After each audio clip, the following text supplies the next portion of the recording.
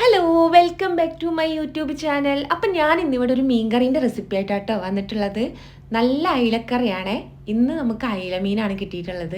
അപ്പോൾ അത് വെച്ചിട്ട് നല്ല അടിപൊളി ഒരു മീൻകറി എങ്ങനെ ഉണ്ടാക്കണേന്ന് നോക്കാം. അപ്പോൾ ദാ ഇതുപോലെ വലിയ അയിലയാണ് എനിക്കിന്ന് കിട്ടിയിട്ടുള്ളത്. ഇതിനെ ഞാൻ 3 കഷ്ണങ്ങളാക്കി മുറിച്ചെടുത്തിട്ടുണ്ട്. അപ്പോൾ നേരെ വീഡിയോയിലോട്ട് പോവാം. അതിനു മുമ്പ് ആദ്യമായിട്ടാണ് എൻ്റെ വീഡിയോ കാണുന്നതെങ്കിൽ എൻ്റെ ചാനലൊന്ന് സബ്സ്ക്രൈബ് ചെയ്യുക, കൂടാതെ കമൻറ്റ് ചെയ്യുക, ലൈക്ക് ചെയ്യുക. അപ്പോൾ നമുക്ക് വീഡിയോയിലോട്ട് പോവാം കേട്ടോ. അപ്പോൾ മീൻകറി ഉണ്ടാക്കാൻ വേണ്ടി ഞാൻ ചട്ടി അടുപ്പിൽ വെച്ചിട്ടുണ്ട്. മൺചട്ടിയിൽ വെക്കണതാട്ടോ കൂടുതൽ അടിപൊളിയായിട്ട് കിട്ടുക. അപ്പോൾ എൻ്റെ കയ്യിൽ മൺചട്ടി ഇല്ലാത്തതുകൊണ്ട് ഞാനിതാ ഈ ചട്ടിയാണ് എടുത്തിട്ടുള്ളത്. അങ്ങനെ വെളിച്ചെണ്ണ ഒഴിച്ച് കൊടുത്തിട്ടുണ്ട്. വെളിച്ചെണ്ണയിൽ വെക്കുമ്പോഴാണ് ഒന്നുകൂടെ ടേസ്റ്റ് കൂടുതൽ. അതുകൊണ്ട് എണ്ണ ഒഴിച്ച് ചൂടായി വന്നപ്പോൾ കടു പൊട്ടിച്ചു, ഉലുവയും പൊട്ടിച്ചു, കറിവേപ്പും ഇട്ട് കൊടുത്തു. പിന്നെ നമ്മൾ ഇഞ്ചി വെളുത്തുള്ളി ചതച്ചത് ഇട്ട് കൊടുത്തു. അതൊന്ന് മൂത്ത് വന്നപ്പം നമ്മൾ പൊടികൾ ചേർത്ത് കൊടുത്തു കേട്ടോ. 1.5 സ്പൂൺ കാശ്മീരി മുളക് പൊടി ഇട്ടു, 1/2 സ്പൂൺ മല്ലിപ്പൊടി, 1/4 സ്പൂൺ മഞ്ഞൾപ്പൊടി, പിന്നെ എരിവുള്ള മുളക് പൊടി 1/2 സ്പൂണും കൂടി ഇട്ട് കൊടുത്തു. എണ്ണയിലിട്ട് നല്ലപോലെ ഒന്ന് മൂപ്പിച്ചെടുത്തിട്ടുണ്ട്. അങ്ങനെ പൊടികളുടെ പച്ചമണൊക്കെ മാറി എണ്ണയൊക്കെ തെളിഞ്ഞു വന്നപ്പോൾ ഇതാ നമ്മൾ മെയിൻ ആയിട്ടുള്ള തക്കാളി ചേർത്ത് കൊടുത്തിട്ടുണ്ട്. ചെറുതായിട്ട് അരിഞ്ഞിട്ടുള്ള 2 തക്കാളിയാണ് ഞാൻ എടുത്തിട്ടുള്ളത്. തക്കാളി പെട്ടെന്ന് ഉടഞ്ഞു കിട്ടാൻ വേണ്ടിയിട്ട് കുറച്ച് ഉപ്പും കൂടെ ചേർത്ത് കൊടുക്കുക. ഉപ്പും കൂടെ ചേർത്ത് നല്ലപോലെ ഒന്ന് മിക്സ് ചെയ്ത് യോജിപ്പിച്ചെടുക്കാം കേട്ടോ. ഒരു 2 മിനിറ്റ് ഇതുപോലെ വഴറ്റിയതിന് ശേഷം നമുക്ക് ഇതിലോട്ട് പുളിവെള്ളം ചേർത്ത് കൊടുക്കാം കേട്ടോ. കൊടംപുളി ഉണ്ടെങ്കിൽ കൊടംപുളി ചേർത്ത് കൊടുത്താൽ മതി. എൻ്റെ കയ്യിൽ പിഴുപുളി ആയതുകൊണ്ട് ഞാൻ അതാണ് ചേർത്ത് കൊടുക്കുന്നത്. പുളിവെള്ളം ഒഴിച്ച് കഴിഞ്ഞ് തക്കാളിയും കൂടെ മിക്സ് ചെയ്തിട്ട് ഒരു 2-3 മിനിറ്റ് ഒന്ന് തിളപ്പിച്ചെടുക്കാം കേട്ടോ. ആ തിളപ്പിച്ചെടുക്കുമ്പോൾ തന്നെ തക്കാളി ഒന്ന് പാതി വേവായിട്ടുണ്ടാവും. ഇതാ നമ്മുടെ തക്കാളി ഇവിടെ ഉടഞ്ഞു കിട്ടിയിട്ടുണ്ട്. വെള്ളമൊക്കെ നല്ലോണം വറ്റി വരുന്നുണ്ട് കേട്ടോ. അപ്പം ഇനി ഇതിലോട്ട് ബാക്കി വരുന്ന വെള്ളം കൂടെ ചേർത്ത് കൊടുക്കാം. ഞാൻ ചൂടുവെള്ളം അല്ലാട്ടോ എടുത്തിട്ടുള്ളത്, പച്ചവെള്ളം തന്നെയാണ് എടുത്തിട്ടുള്ളത്.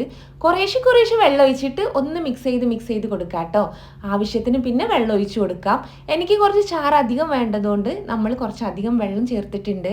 വെള്ളം ഒഴിച്ചു കൊടുത്തതിന് ശേഷം ഒന്ന് അടച്ചു വെക്കാം. തീ ഹൈ ഫ്ലെയിമിൽ ഇട്ടതിന് ശേഷം ഒരു 2-3 മിനിറ്റ് ഒന്ന് തിളപ്പിച്ചെടുക്കാം. നല്ലപോലെ തിളച്ചോട്ടെ. അപ്പോഴേക്ക് അരപ്പൊക്കെ വെന്ത് കിട്ടിയിട്ടുണ്ടാവും. ഒരു 3 മിനിറ്റ് കഴിഞ്ഞപ്പോൾ ഒന്ന് തുറന്ന് നോക്കിയിട്ടുണ്ട്. ഇതപ്പം നല്ലപോലെ വെട്ടി തിളയ്ക്കുന്നുണ്ട് കേട്ടോ. ഇനി നമുക്ക് മീൻ ചേർത്ത് കൊടുക്കാം. മീനെല്ലാം ഇട്ട് കൊടുത്തതിന് ശേഷം നമുക്ക് വീണ്ടും ഇതിനെ അടച്ചു വെച്ചിട്ട് ഒന്ന് വേവിച്ചെടുക്കാം കേട്ടോ. ഒരു 3-4 മിനിറ്റ് കഴിഞ്ഞപ്പോൾ ഒന്ന് തുറന്ന് നോക്കിയിട്ടുണ്ട്. അപ്പം നമ്മുടെ മീനൊക്കെ ഇവിടെ നല്ലപോലെ വെട്ടി തിളച്ചിട്ടുണ്ട്. ഇനി ഇതിനെ ഒന്ന് ചുറ്റിച്ച് കൊടുക്കാം കേട്ടോ. കയ്യിലിട്ടിട്ട് ഇളക്കരുത്, പൊടിഞ്ഞു പോകും മീൻ. അപ്പം ഇതുപോലെ ചട്ടീനെ ഒന്ന് ചുറ്റിച്ചതിന് ശേഷം കുറച്ച് കറിവേപ്പും കൂടെ ചേർത്ത് കൊടുക്കാം കേട്ടോ. പിന്നെ ഉപ്പ് നോക്കിയതിന് ശേഷം ഉപ്പും കൂടെ ചേർത്ത് കൊടുക്കാം. ഇനി സ്റ്റവ് ഓഫ് ചെയ്ത് കൊടുക്കാം കേട്ടോ. എനിക്ക് ഇത്രയ്ക്ക് ചാറുകറി വേണം, അതുകൊണ്ടാണ് ഇപ്പോൾ സ്റ്റവ് ഓഫ് ചെയ്യണത്. ഇനി ഇതൊന്ന് ചൂടാറി വരുമ്പോൾ പാകത്തിനുള്ള കറിയായി കിട്ടും. ഇനി നിങ്ങൾക്ക് ഇതിനേക്കാളും കുറച്ച് കറി മതിയെങ്കിൽ ഒന്നുകൂടെ തിളപ്പിച്ചെടുത്ത് വെള്ളം വെറ്റിച്ചെടുത്താൽ മതി. അപ്പം നമ്മുടെ മീൻകറി ഇവിടെ റെഡി ആയിട്ടുണ്ട് കേട്ടോ. സവാള വഴറ്റി സമയം കളയണ്ട. അതുപോലെ ഉള്ളി ഒന്നും ഇട്ടിട്ടില്ല. ഞാൻ വെറും തക്കാളി വെച്ചിട്ടാണ് ഈ മീൻകറി ഉണ്ടാക്കിയിട്ടുള്ളത്. ഇഞ്ചിയും വെളുത്തുള്ളിയും തക്കാളിയും അത്ര മാത്രമേ ഉള്ളൂ കേട്ടോ.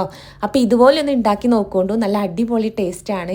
ഞാനിപ്പോൾ ഇവിടെ അയില മീനിലാണ് ചെയ്തിട്ടുള്ളത്. പക്ഷേ ഇത് ഏത് മീനിൽ വേണമെങ്കിലും ചെയ്യാം കേട്ടോ. നമ്മളെ ചെറിയ ചാളേൻ്റെ കൂടെയൊക്കെ ചെയ്യുമ്പോൾ നല്ല സൂപ്പർ ടേസ്റ്റാണ് കേട്ടോ.